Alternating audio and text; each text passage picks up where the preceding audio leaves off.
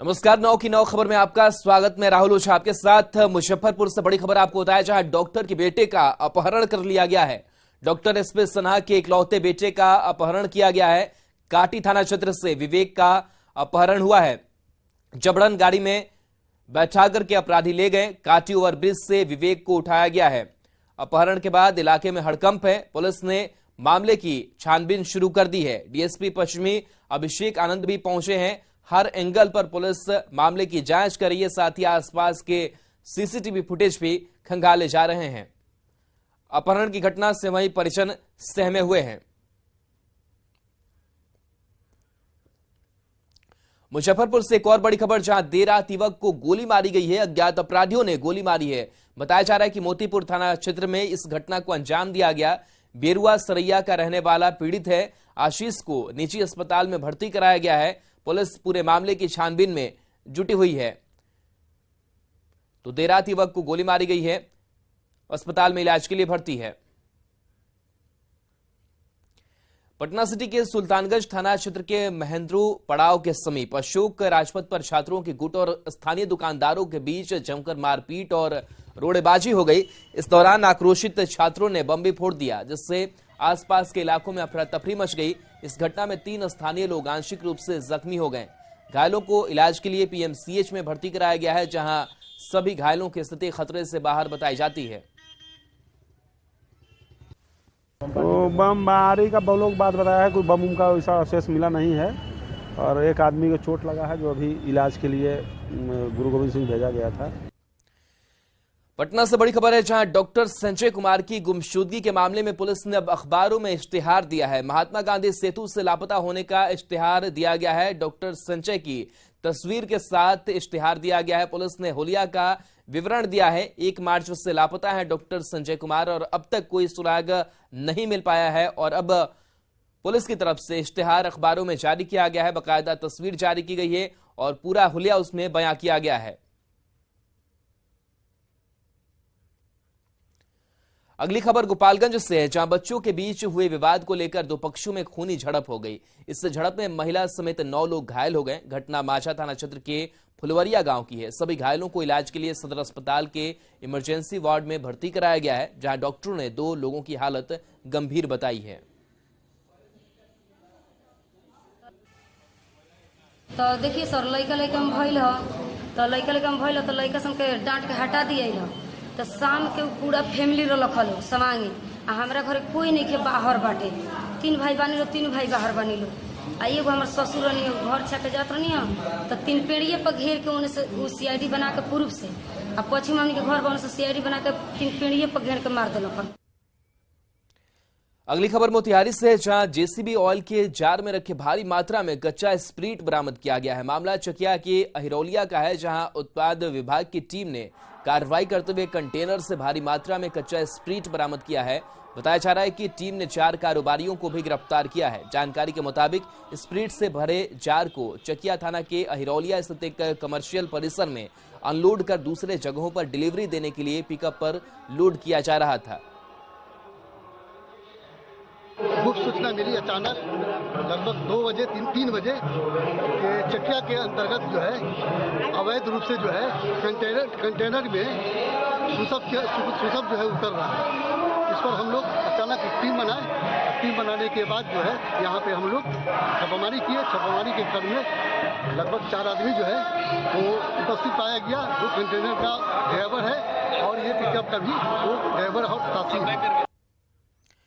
Muzaffarpur DRI की team को एक बड़ी सफलता हाथ लगी है। आरपीएफ मुजफ्फरपुर और डीआरआई पटना की टीम ने गुवाहाटी से नई दिल्ली जाने वाली राजधानी एक्सप्रेस में छापेमारी की, जिसमें अलग अलग बोगियों से सोने और अफीम की तस्करी का खुलासा हुआ है। बोगी नंबर कोच A2 से एक व्यक्ति के पास से 1 किलो सोने का बिस्किट बरामद हुआ है। वहीं कोच A7 से 2 ट्रॉली बैग और पिट्ठू बैग से 66 किलो अफीम बरामद की गई है। इस मामले में 3 आरोपियों की गिरफ्तारी हुई है। तीनों राजस्थान के रहने वाले हैं। सोने के बिस्किट ढोने वाले की पहचान बीकानेर के राधेश्याम के रूप में हुई। वहीं अफीम के साथ पकड़ाने वाले सुभाष और प्रेम प्रकाश जोधपुर के रहने वाले हैं। बरामद सोने की बिस्किट और अफीम की कीमत 3 करोड़ 50 लाख बताई जा रही है।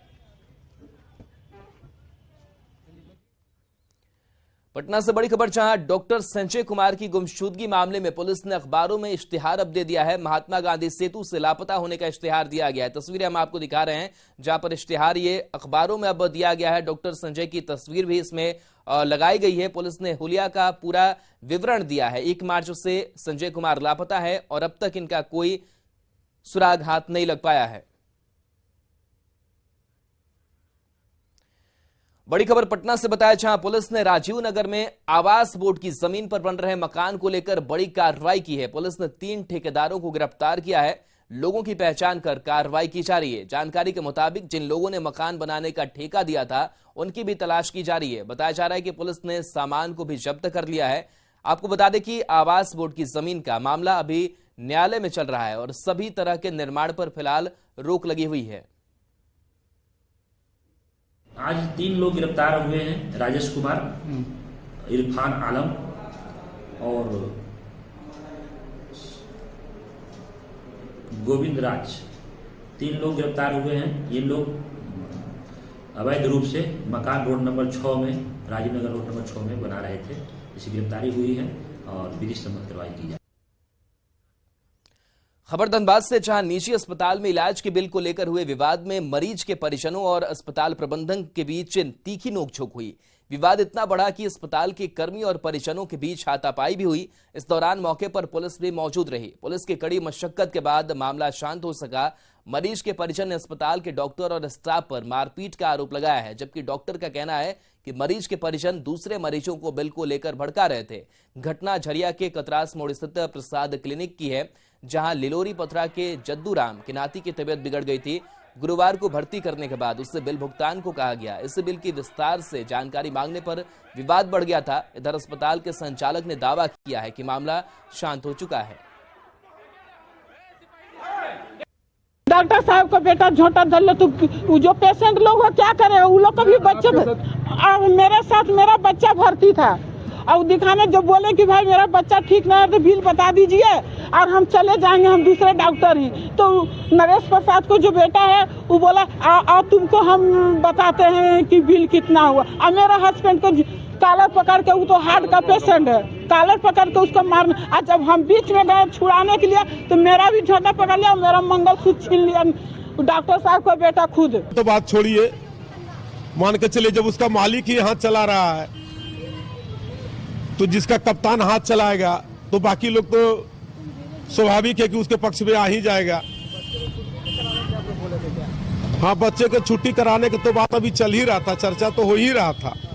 उसी बीच तो यह जो है सवाल आया। इसको कंफ्यूजन हो सकता है तो कंफ्यूजन दूर भी करेगी। बच्चा को 2-3 दिन से इलाज चल रहा था कहीं दूसरी जगह। कल रात में 1:30-2 बजे रात में आए थे, तो 1:30-2 बजे रात में भी हम लोग देख सुन करके उसका इलाज किए। उसका इलाज से पहले से इलाज से कुछ पेशेंट का कंडीशन अभी ठीक है, छुट्टी के लायक हो रहा है, नहीं हो तो छुट्टी कर दिया। सामाजिक सरोकार और जिम्मेदारी में अग्रणी भूमिका निभाने वाले देश के सबसे बड़े न्यूज चैनल न्यूज 18 नेटवर्क आज संवाद झारखंड कार्यक्रम का आयोजन करने जा रहा है। रांची के होटल रेडिसन ब्लू में दोपहर 1 बजे शुरू होने वाले इस कार्यक्रम में मुख्यमंत्री हेमंत सोरेन समेत पूरा मंत्रिमंडल शामिल होगा। इसमें परिचर्चा और संवाद के जरिए झारखंड के विकास को लेकर एक सार्थक बहस की कोशिश होगी। न्यूज 18 के इस बड़े कार्यक्रम को लेकर राजधानी रांची के तमाम चौक चौराहों पर बड़े बड़े होर्डिंग्स लगाए गए हैं। कार्यक्रम में झारखंड के उन तमाम टॉप हस्तियों को शामिल किया गया है जिन्होंने अपनी प्रतिभा के बूते दुनिया भर में प्रदेश का नाम रोशन किया है। आम लोगों में भी इस कार्यक्रम को लेकर एक उत्सुकता नजर आ रही है।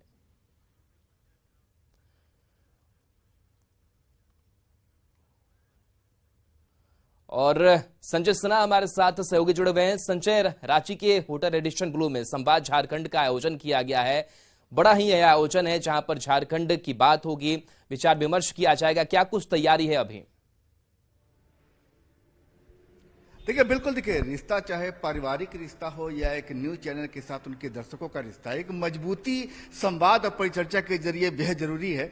और हम देख रहे हैं कि हम इस समय रांची के रेडिसन ब्लू में एक जो बड़ा कार्यक्रम न्यूज 18 चैनल कह सकते हैं कि देश का सबसे बड़ा नेटवर्क चैनल संवाद झारखंड का आयोजन करने जा रहा है। संवाद झारखंड को लेकर तैयारियां पूरे रांची में, सिर्फ रेडिसन ब्लू में नहीं, क्योंकि यहाँ तो सिर्फ कार्यक्रम का आयोजन होगा, लेकिन रांची में जो इस कार्यक्रम को लेकर उत्सुकता नजर आ रही है, लोग चर्चा कर रहे हैं होर्डिंग्स को देख करके, ताकि राजधानी के तमाम चौक चौराहों पर होर्डिंग्स को लेकर चर्चा हो रही है। जिस तरीके से, क्योंकि शुरू से ही हम लोग ऐसे कार्यक्रमों के जरिए बड़े बड़े छोटे छोटे मुद्दे तक उठाते रहे हम, लेकिन रेडिसन ब्लू में दोपहर 1 बजे जो गहमागहमी होगी, मुख्यमंत्री हेमंत सोरेन समेत पूरा मंत्रिमंडल यहाँ मौजूद होगा और हर विभाग को लेकर के कह सकते हैं कि यहाँ पर एक सवाल जो हमारे सामने जो एक ज्वलंत कई सवाल हैं, प्रदेश के विकास को लेकर के सवाल हैं, उन तमाम सवालों को जो जिम्मेदार लोग हैं उनके सामने रखा जाएगा। और आप देख रहे हैं कि रेडिसन ब्लू में किस तरीके से यहाँ पर तैयारियां चल रही है। बेहद ही आकर्षक तरीके से इस कार्यक्रम को प्रस्तुत करने की कोशिश होगी। इसको लेकर कई कह सकते हैं कि न्यूज 18 के, नेटवर्क 18 के कई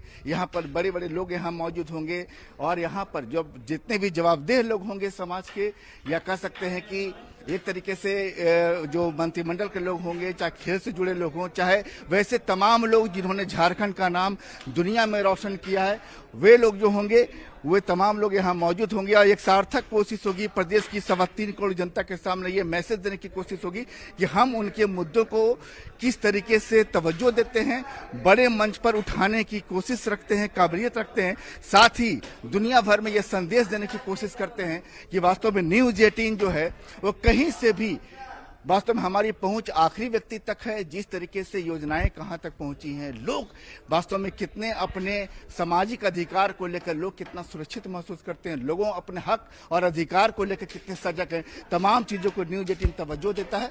और उसी अधिकार को लेकर के आज जो है न्यूज 18 दुनिया कह सकते हैं देश का सबसे बड़ा नेटवर्क आज एक सार्थक बहस करने जा रहा है रांची के रेडिसन ब्लू में। और रेडिसन ब्लू में जो दोपहर 1 बजे मुख्यमंत्री हेमंत सोरेन तमाम विभागों के मंत्री होंगे, उनके सामने सवाल होंगे। चलिए, बिल्कुल इंतजार इस खास कार्यक्रम का और पूरे झारखंड की जो निगाहें हैं वो टकटकी लगाई हुई बैठी हुई इस कार्यक्रम को लेकर के, और वाकई बड़ा शानदार कार्यक्रम होने वाला है। शुक्रिया तमाम जानकारी के लिए। बढ़ेंगे आगे।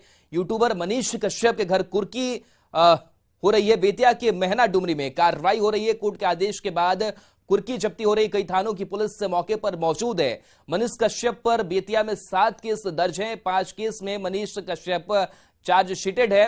पटना हाईकोर्ट से जमानत याचिका मनीष की पहले ही खारिज हो चुकी है। तस्वीरें आपको दिखा रहे हैं जहां पर कुर्की को लेकर के टीम पहुंची हुई है। कोर्ट के आदेश के बाद से कुर्की जब्ती की कार्रवाई चल रही है।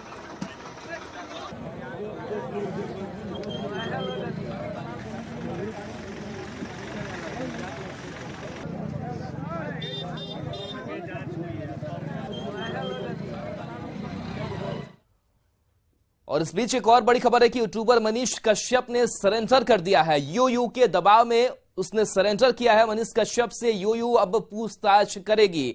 तो लगातार कई केस उस पर दर्ज हुए थे और पहले हमने तस्वीर दिखाई कि कुर्की जब्ती को लेकर भी टीम पहुंची हुई है। यूयू का दबाव लगातार बढ़ता जा रहा था और अब ऐसे में खबर आ रही कि यूट्यूबर मनीष कश्यप ने सरेंडर किया है। यूयू के दबाव में उसने सरेंडर किया है। मनीष कश्यप से अब यूयू पूछताछ करेगी।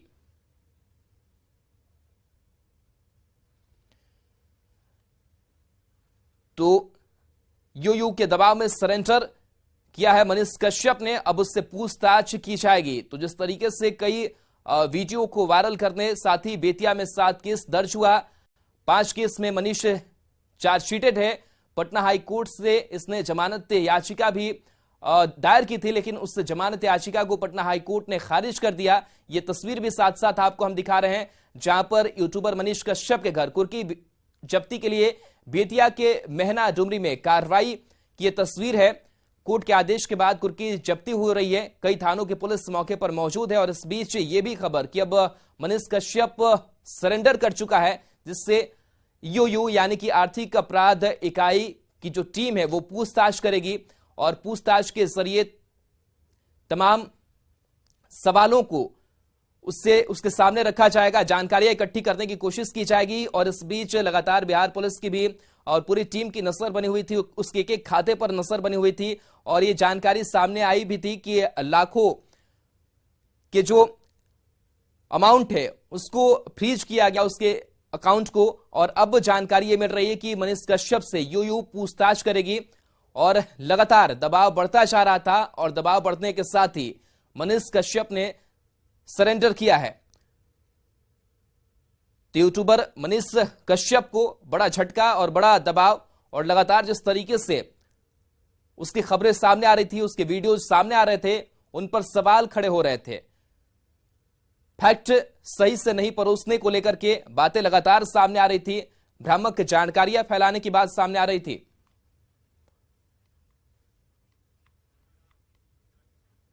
और चलिए बढ़ेंगे आगे, अगली खबर शेखपुरा से, जहां सदर प्रखंड स्थित कुसुम्भा में बरिया बिघा मिडिल स्कूल में किचन की स्थिति पूरी तरह से जर्जर हो चुकी है। चूल्हा टूट पड़ा है, चारों ओर गंदगी फैली है, जिसके कारण प्राथमिक और मिडिल स्कूल में संचालित मध्याह्न भोजन योजना के तहत बनाए जा रहे पौष्टिक भोजन की स्वच्छता पर सवाल उठ रहे हैं। इस खबर पर ज्यादा जानकारी दे रहे हैं संवाददाता अजीत कुमार सिन्हा। अभी हम ये शेखपुरा सदर ये प्रखंड का है, ये बरिया बिघा कुसुम्भा मिडिल स्कूल, जहाँ का आप देखिए किचन का स्थिति देख लीजिए आप पहले, कितना स्वच्छ वातावरण में ये बन पाता है ये अंदाज़ा लगाया जा सकता है। आप देख लीजिए चूल्हा, मिट्टी का चूल्हा, अभी भी आग लगा हुआ है, और ये बर्तन है, ये इसी में खाना बनता है इनका। अब कितना स्वच्छ भोजन होगा, बच्चों को कितना पौष्टिक भोजन मिल पाएगा, इसका अंदाजा आप लगा सकते हैं। यहाँ टीचर भी हैं, हम इनसे जानते हैं। बताइए सर, क्या नाम हुआ आपका? जोगेश्वर से। क्या स्थिति है आपके यहाँ ये मिड डे मील बनने का जो व्यवस्था है? सर यही रूम है जो इसमें बनता है मिड डे मील, और साफ सफाई तो आप लोग देख ही रहे हैं कितना है। अच्छा अच्छा। और 4 गो रसोईया है यहाँ पर, जी। वो लोग भी नियमित रूप से नहीं आती है। किचन सेट नहीं है। हम हेडमास्टर से हम सब हेडमास्टर साहब हैं, हेडमास्टर साहब को तो बोले थे तो यहाँ का रसोईया भी थोड़ा बहुत लूज है, मतलब कि कभी आलू चुरा के भाग जाएगी, कभी दाल चुरा के भाग जाएगी, कभी नमक के बहुत बार पकड़ाई है तो बोलते हैं कि बस चेंज कर दीजिए, तो चेंज करने कहते हैं तो पैरवी करा के फिर रह जाती है, इसके कारण परेशानी हो रही है। हाँ, रसोईया का भी थोड़ा मन बढ़ा हुआ है, और 4 गो रसोईया, चारों का मन बढ़ू टाइप का है, किसी का बात ही नहीं सुनती है, तो क्या करिएगा। जिले में जितने भी विद्यालय हैं सभी में किचन सेट सरकार द्वारा 10 साल पहले उपलब्ध कराई थी, व्यवस्था की गई थी, लेकिन अभी स्थिति आधे से अधिक विद्यालयों में जर्जर स्थिति है। सरकार द्वारा निर्देश प्राप्त हुआ है कि जर्जर जो किचन सेट है उनका अद्यतन सूची विभाग को भेजें, यहाँ से भेज दी गई है। राशि संभवतः इस वित्तीय वर्ष के बाद आएगी, अगले वित्तीय वर्ष में 23-24 में तो किचन सेट की व्यवस्था पूर्ण रूपेण की जाएगी। जिला प्रशासन से अनुरोध होगा कि निश्चित रूप से जो बच्चों की पौष्टिक आहार देने का दावा कर रहे हैं वैसे बिंदु पर भी आप ध्यान रखिए, ताकि जो किचन सेट है वो बेहतर हो सके, स्वच्छ हो सके, ताकि बेहतर भोजन बन सके। अजीत कुमार सिन्हा, न्यूज़ 18 शेखपुरा। पटना से खबर बताया, जहां इंटर परीक्षार्थियों का इंतजार जल्द खत्म होने वाला है। 2 दिनों के भीतर रिजल्ट जारी हो सकता है। सभी संकाय के टॉपरों का वेरिफिकेशन खत्म हो चुका है। फिजिकली वेरिफिकेशन के लिए संभावित टॉपर्स बोर्ड पहुंचे थे। 19 मार्च तक रिजल्ट जारी होने की संभावना है। शिक्षा मंत्री चंद्रशेखर और बीएससीबी अध्यक्ष आनंद किशोर रिजल्ट की घोषणा करेंगे। इस बार फिर देश भर में सबसे पहले रिजल्ट जारी करने वाला बोर्ड बीएससीबी बनेगा।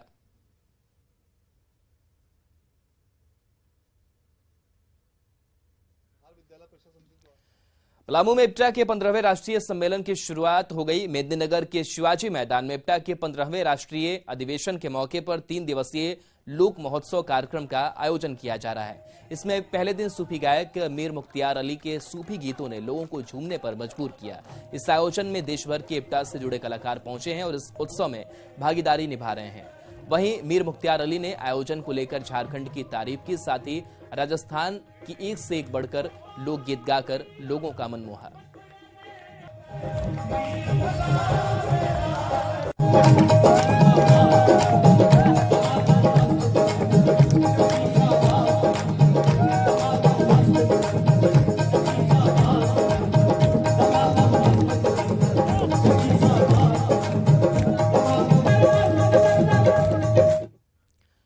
और इसी के साथ इस बुलेटिन में इतना ही। बने रहिए न्यूज़ 18 बिहार झारखंड के साथ। नमस्कार। Headlines presented by